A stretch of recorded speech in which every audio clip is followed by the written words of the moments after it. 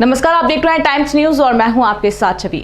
Indore cyber cell police ने social media पर युवती और महिलाओं से गहरी दोस्ती कर उनको महंगे विदेशी उपहार का झांसा देकर लाखों रुपए की धोखाधड़ी करने वाले अंतर्राष्ट्रीय गिरोह के सदस्य को गिरफ्तार किया है। इंदौर साइबर सेल पुलिस लगातार साइबर अपराधों की रोकथाम के लिए कार्य कर रही है। हाल ही में इंदौर की एक महिला द्वारा साइबर सेल में लिखित आवेदन प्रस्तुत किया था, जिसमें उन्होंने लिखित शिकायत की थी कि विदेशी युवक जिसने अपना नाम डेविड लॉरेंस बताया था, फेसबुक चैटिंग के माध्यम से डेविड लॉरेंस ने लाखों रुपए की धोखाधड़ी की है। महिला ने बताया कि भारतीय युवती और महिलाओं के साथ भावनात्मक संबंध बनाकर उन्हें महंगे गिफ्ट उपहार का लालच देते हैं। फिर गिरोह के अन्य सदस्य कस्टम अधिकारी बनकर पार्सल छुड़वाने की एवज में टैक्स और पेनल्टी के नाम पर रुपए की डिमांड कर बैंक खातों में व्हाट्सएप के जरिए रुपए ट्रांसफर करवाते हैं। रुपए नहीं देने पर लीगल एक्शन का डर बताकर जेल जाने की धमकी भी देते हैं।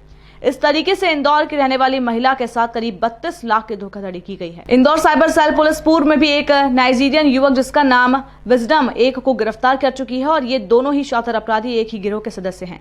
फिलहाल पुलिस गिरफ्तार किए गए आरोपियों से पूछताछ कर रही है और इनके कनेक्शन हैदराबाद से जुड़े होने की संभावना है। फिलहाल पुलिस ने मामला दर्ज कर आरोपियों को रिमांड पर लिया है। जी हाँ, एक रेसकोर्स रोड निवासी महिला हैं, लगभग 62 वर्षीय, उनके साथ फेसबुक पर दोस्ती करके महंगे गिफ्ट भेजने के नाम पर लगभग 32 लाख रुपए की धोखाधड़ी हुई थी। राज्य साइबर सेल की इंदौर इकाई ने उसमें अपराध दर्ज किया था। विवेचना के दौरान ये तथ्य आया कि ये धोखाधड़ी जो है, एक नाइजीरियन युवक जो दिल्ली में अवैध रूप से रह रहा है, उसका वीज़ा एक्सपायर हो चुका है, जिसका नाम विजडम है, उसके द्वारा ये की गई थी। उसी तारतम्य में विजडम को गिरफ्तार कर पुलिस रिमांड पर लिया गया था।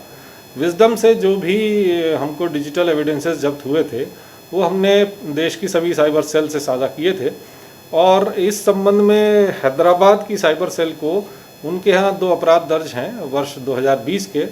उन अपराधों में उन डिजिटल एविडेंसेस के आधार पर इसकी संलिप्तता उन्होंने पाई है और इस संबंध में उन्होंने हमको संपर्क किया है। बात करना चाहता तो किस तरीके से धोखाधड़ी करता था, क्या प्रलोभन देता? देखिए, ये पहले तो अपना एक आकर्षक प्रोफाइल बनाते हैं, विदेश में खासकर इंग्लैंड या अमेरिका में अपने आप को नौकरी करना बताते हैं।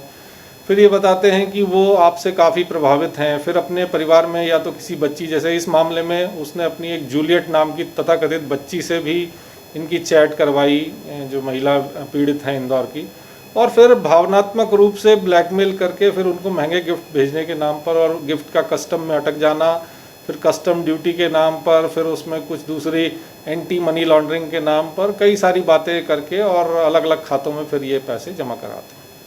सर, अब ये अपराधी गिरफ्त में है, क्या और पूछताछ इससे की जा रही है? देखिए, लगातार एक तो इनके साथी दारानों के संबंध में पूछताछ की जा रही है। इन्होंने कहाँ कहाँ कब कब वारदातें की हैं उसके बारे में पता रसी की जा रही है। इनसे जो डिजिटल साक्ष्य मिले हैं उसके आधार पर भी इनको अन्य जो हमारे पास अपराध पेंडिंग है या दूसरी एजेंसीज के पास अपराध पेंडिंग है उनसे इनको कनेक्ट करने का भी प्रयास किया जा रहा है। सर, अभी और भी रिमांड पे लिया जाएगा? जी हाँ, ये जो एक और मामला हमारे यहाँ हुआ है जिसमें कि एक मर्चेंट नेवी के अधिकारी के साथ लगभग 65 लाख रुपए की ठगी हुई थी, उसमें एक और जो आरोपी है संडे इजे है और ये भी नाइजीरिया का मूल रूप से रहने वाला है, अवैध रूप से दिल्ली में रह रहा था। इसने भी जो है आरबीआई के नाम से कस्टम से 15,000 ग्रेट ब्रिटेन पाउंड भेजने के नाम पर इस मर्चेंट नेवी के अधिकारी के साथ धोखाधड़ी की थी।